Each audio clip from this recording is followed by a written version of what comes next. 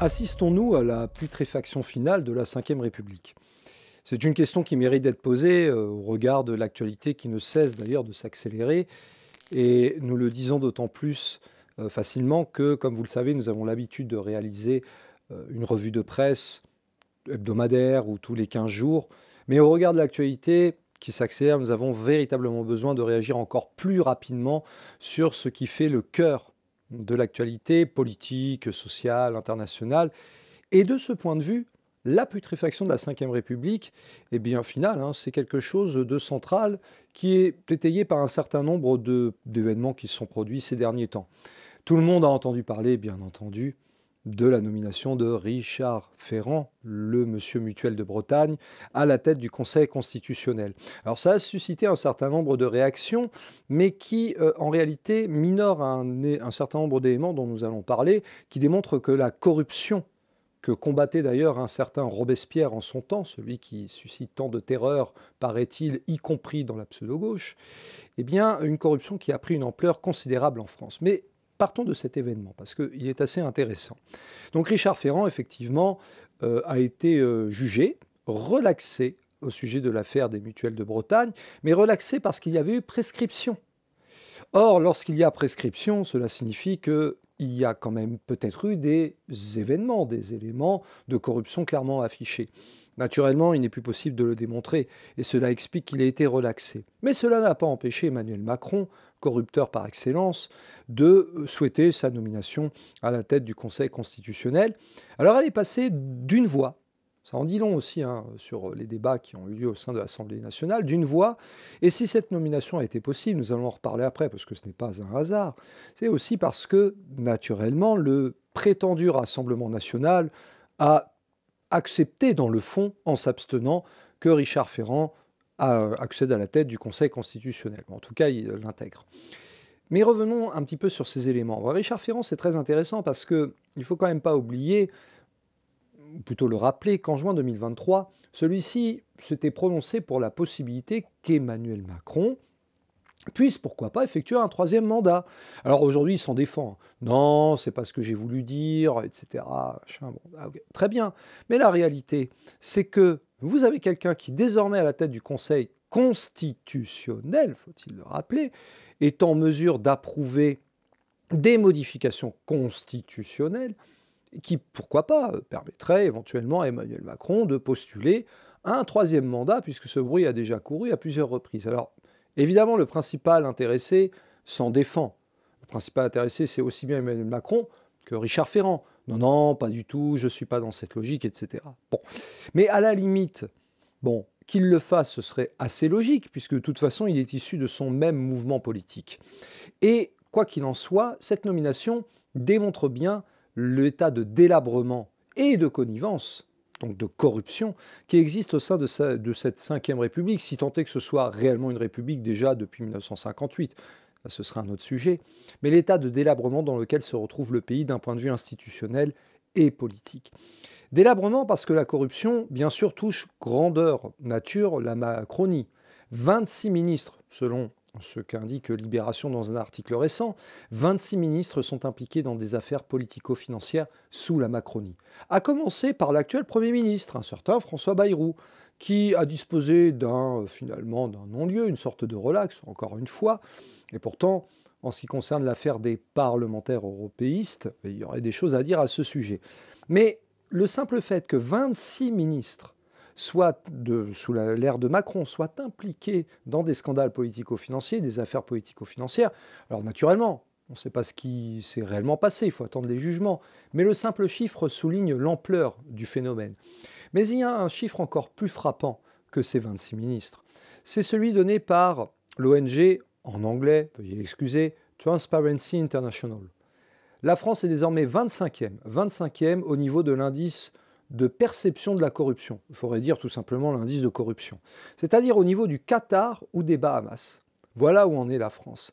Et c'est un classement récent que Libération a là aussi relayé, d'ailleurs ce n'est pas le seul, et qui démontre à quel point la France, la Ve République en tout cas, a sombré à tout point de vue. Ce n'est pas seulement au niveau national, il ne faut pas rêver, vous retrouvez ces problèmes-là au niveau local, au niveau départemental, au niveau régional, je vais vous le démontrer d'ailleurs après. eh bien la France a sombré, s'enlise totalement dans une corruption grandeur nature. Alors la corruption, c'est pas seulement des problèmes financiers, ça peut être des problèmes intellectuels, idéologiques. La corruption, c'est pas seulement lorsqu'on reçoit quelques billets sous une table, c'est à partir du moment où tout le monde commence à penser la même chose pour servir un ordre profondément corrupteur et qui s'appelle le capitalisme. Bon, mais il est toujours utile de le rappeler. Alors effectivement, la Macronie est concernée, mais pas que. Pourquoi le RN, par exemple, a-t-il décidé de s'abstenir dans la nomination de Richard Ferrand?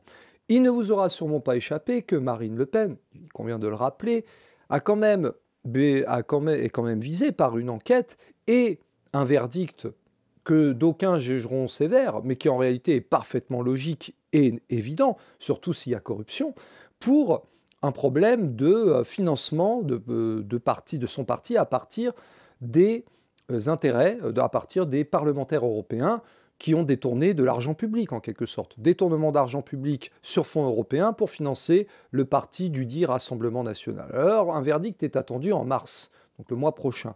On verra quelle sera la sanction. Il faut rappeler que le verdict pourrait être quand même de 5 ans d'inéligibilité pour Marine Le Pen. Évidemment, elle a crié au complot, etc. Le plus intéressant étant qu'elle a bénéficié d'un certain nombre de soutiens d'autres partis, à l'instar de Gérald Darmanin. Il y aura des choses à dire aussi à son sujet, mais nous n'en parlerons pas dans cette vidéo. Même curieusement, Jean-Luc Mélenchon avait été relativement clément et en tout cas compréhensif, on dira, vis-à-vis de Marine Le Pen. Quoi qu'il en soit, cette corruption, elle gangrène littéralement, pas que la Macronie, mais aussi le RN et pas que Marine Le Pen. C'est passé relativement inaperçu, mais sachez que David Racheline, qui, lorsqu'il était à la tête, et je crois qu'il l'est encore d'ailleurs, de la municipalité de Fréjus, eh bien, s'est amusé à bénéficier d'un certain nombre de rémunérations qui prennent le vocable assez logique sur le plan judiciaire de prise illégale d'intérêt.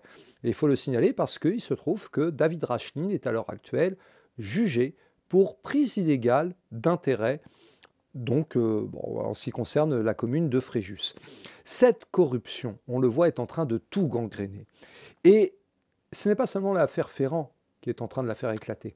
C'est aussi l'affaire, la terrible affaire sordide qui a lieu dans le cadre de l'école de Bétarame. Alors François Bayrou s'est défendu en expliquant « Oui, mais voilà, je n'étais pas au courant. » Alors malgré tout, j'ai été alerté par un rapport en 1996, mais cela dit, je ne suis pas au courant. Bon, vous voyez un petit peu le degré de cohérence de l'argumentation.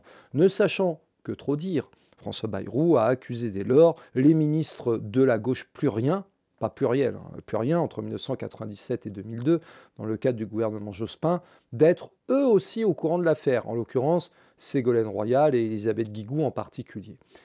Il est difficile de savoir où en est ce qu'il en est exactement, mais ce qui est certain, c'est que François Bayrou se retrouve impliqué certainement dans une affaire des plus sordides et des plus terribles en matière de corruption, pas seulement, encore une fois, financière, mais aussi morale, mentale, en somme, humaine, ou plutôt anti-humaine.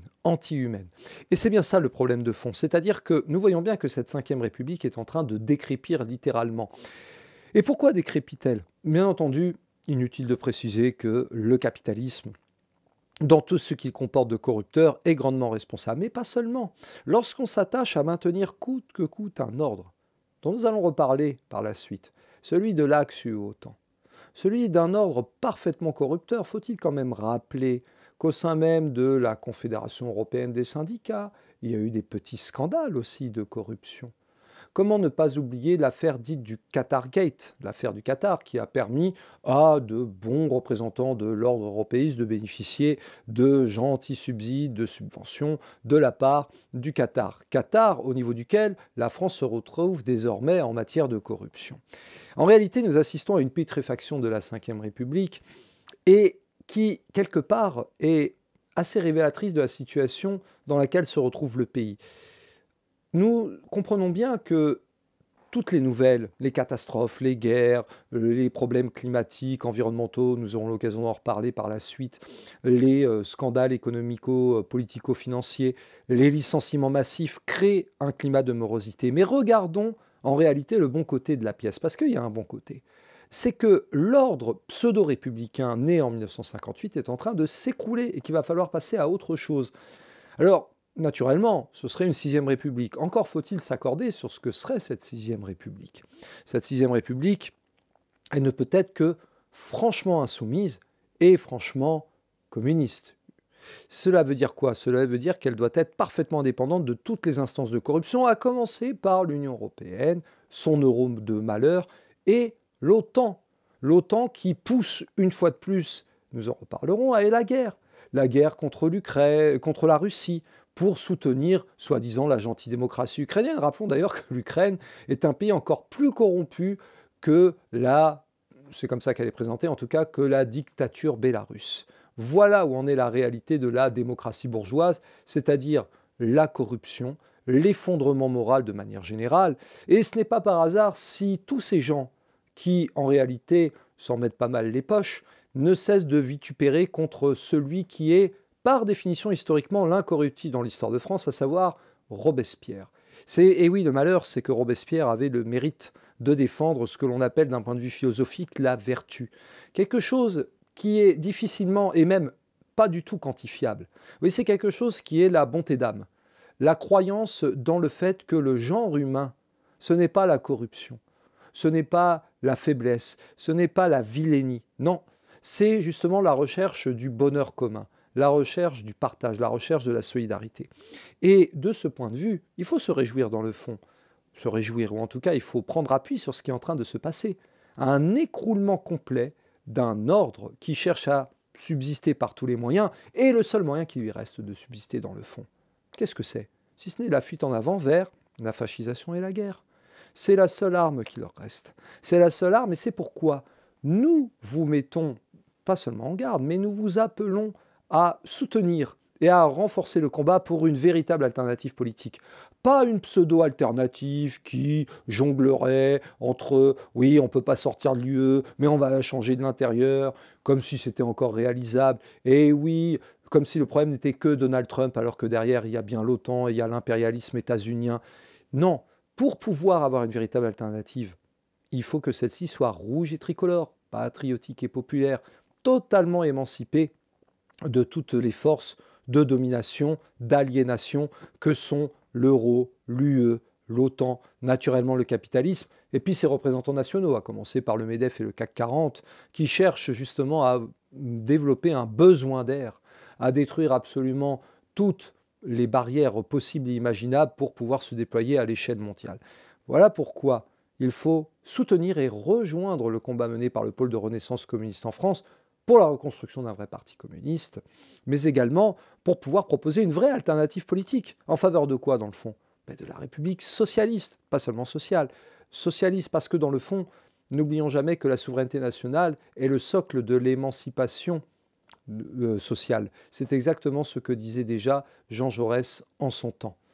Voilà, n'oubliez pas, nous sommes dans une situation en réalité, certes, très instable, très dangereuse, mais qui offre des tas de possibilités, des possibilités que n'importe quel camarade, personne, ouvrier, salarié, employé, paysan, souhaitant changer le monde ne peut que chercher à saisir, parce que c'est ainsi que nous pourrons aller vers les nouveaux jours heureux. Le nom du programme du PRCF depuis sa naissance en 2004, nous, on n'a pas attendu je ne sais quelle année pour pouvoir parler de nouveaux jours heureux. Plus que jamais, le combat continue, les camarades. Rejoignez le PRCF et relayez cette vidéo sur l'ensemble des réseaux sociaux, Instagram, Snapchat, TikTok, Meta, etc. etc. Abonnez-vous au journal Initiative Communiste. Allez visionner le site Initiative Communiste. N'oubliez pas la revue théorique Étincelle. Et c'est ainsi que nous pourrons, tous ensemble en même temps et dans le même sens, aller vers ce que nous recherchons, à savoir l'amour et l'émancipation du genre humain. Le combat continue, camarades.